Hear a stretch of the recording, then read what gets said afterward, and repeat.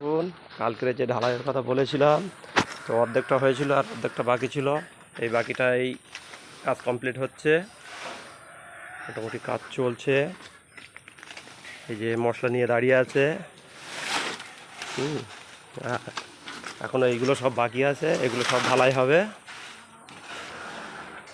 এই গ্যাপটা পুরোটাই বাকি আছে, সব ঢালাই হবে।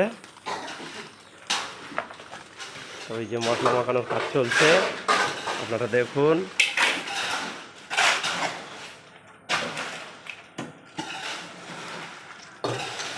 এই বেলচা কোথায় ছিল?